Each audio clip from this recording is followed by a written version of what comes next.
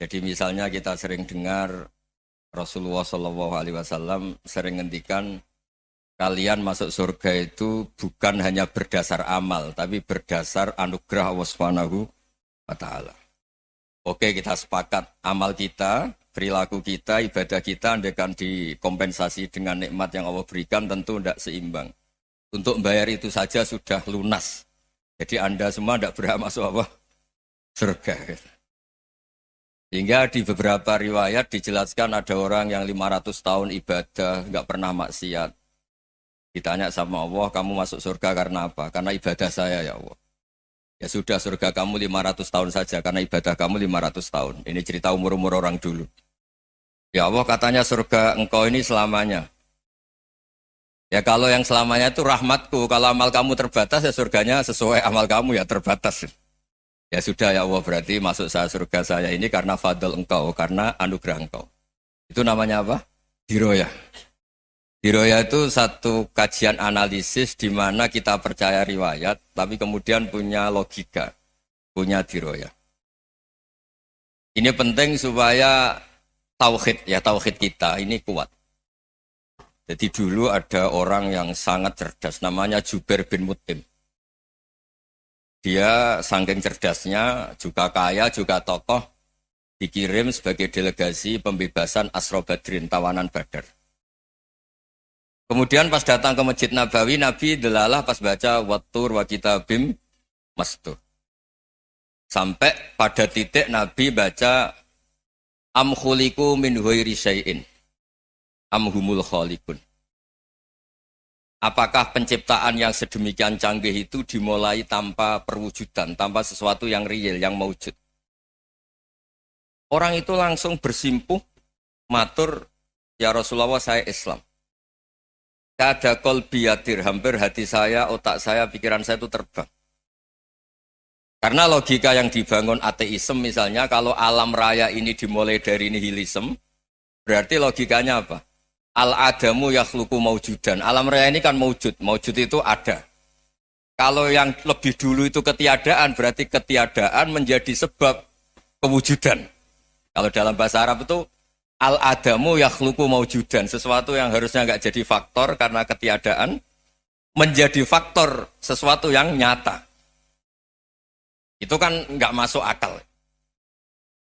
Ya kalau alam raya ini ada al-adam sing yasbiku maujudan, berarti alam raya ini al-adamu yakhluqu maujudan, sesuatu yang tidak ada menciptakan yang ada. Dengan logika itu terus kita ngaji. Diajari sama guru-guru kita, sifat dasar Allah itu maujud. Wallahu maujudun qadimun. Terus masuk. Yang harus distatuskan pertama dari Allah itu apa? Maujud, wujud. Karena dengan wujud ini layak menjadi penyebab adanya alam raya ini. Sehingga ketika kita menolak faham nihilisme atau ateisme, faham tanpa Tuhan, tanpa pencipta awal, kita punya diroyah. Bahwa tidak mungkin ketiadaan ini menjadi sebab perwujudan alam raya. Yaitu am khuliqu min ghairi syai'in. Masa alam raya ini diciptakan tanpa sebab yang nyata, yaitu wajibil wujud. Siapa itu? Allah Subhanahu wa Ta'ala. Begitu juga menyangkut sholawat. Orang boleh beda pendapat tentang redaksi sholawat. Ada yang sholli ala Muhammad, ala Sayyidina Muhammad, Nabi Muhammad. Monggo lah masalah redaksi saja. Tapi setelah dianalisis, Nabi itu Pak Rektor, jadi Nabi setelah Nabi Isa saking dihormatinya sampai dituhankan.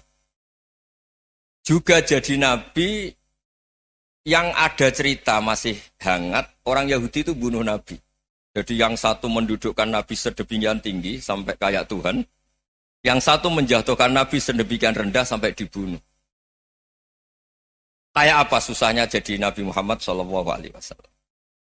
Kemudian dengan gampang, Hadaddin agama ini bikin syariat yang bernama sholawat. Redaksinya monggo lah sesuai tradisi masing-masing. Allahumma sholli ala Muhammad, Allahumma sholli ala Sayyidina Muhammad, ala Nabiyina Muhammad, monggo lah. Tapi yang jelas redaksi ini kalau di diroyah dikaji, Allahumma itu Tuhan, Tuhan itu pemberi. Wa Muhammadun wa in jalla qadruh abdun min ibadi. Muhammad apapun tinggi derajatnya tetap berstatus hamba. Sehingga agama ini terjaga oleh syihotus sholawat. Agama ini terjaga oleh redaksi sholawat. yaitu Allah tetap pemberi sebagai Tuhan yang enggak tersaingi, la syarikalah. Rasulullah Muhammad wa injalla qadru, apapun prestasinya bisa mi'raj bisa apa saja, tetap seorang hamba yang butuh muhtajun ila rahmatih. Jika redaksi Allahumma sholli ala Muhammad ini mengukuhkan yang Tuhan tetap Tuhan, hamba pilihan tetap hamba pilihan. Tentu dengan redaksi ini kemudian kita mendudukkan Nabi benar-benar posisi terhormat. Yaitu orang yang paling berhak dapat askat tahiyat, mendapat penghormatan Allah paling tinggi, yaitu Rasulullah Muhammad SAW. Dan itu diulang-ulang oleh Allah.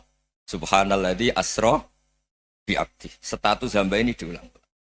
Lagi-lagi ini bernama diroyah. Bernama apa? Contoh ketiga misalnya fihi ayatum bayyinatum maqamu Ibrahim. Dulu orang Yahudi itu ada diskusi masif. Syaratnya Nabi itu mbah-mbahnya harus Nabi, harus keturunan Nabi. Kemudian semua Nabi rata-rata di Palestina, di Syam. Lalu Muhammadnya asal-usulnya dari mana? Tahu-tahu orang Arab kok Nabi, padahal orang Arab itu dulu jahiliyah. Walhasil terus diceritakan, bukti Muhammad ini turunan Ibrahim adalah ada jejak kaki Nabi Ibrahim di dekat apa? Ka'bah. Fihi ayatum bayyinatum maqamu Ibrahim. Kalau Nabi Ibrahim pernah di Mekah, artinya beliau pernah meninggalkan turunan yang di Mekah. Yaitu bernama Nabi Muhammadun sallallahu alaihi wasallam. Itu disebut fihi ayatum bayyinatum maqamu Ibrahim. Nah, itu namanya diroyah. Diroyah itu satu perilaku keseharian kita beragama, kemudian tahu logikanya. Yang keempat misalnya, mangkana yu'minu billahi wal yaumil akhir fal yukrim apa? Jahro. Orang yang iman karena Allah dan Rasul, maka memuliakan tetangganya. Andaikan pakai hukum sosial, tentu kalau tetangga kita baik, kita baik. Kalau kurang baik, kok kurang penggawean kan gitu. Tapi dulu itu pernah ada seorang ulama itu dibully ya, dikerjain sama anak muda tetangganya. Pak Kiai datang ke rumah saya, orang ini datang. Kemudian setelah di rumahnya, saya tidak jadi butuh sama Pak Kiai, silahkan pulang. Itu Kiainya senyum menikmati. Dan itu terulang 3 kali.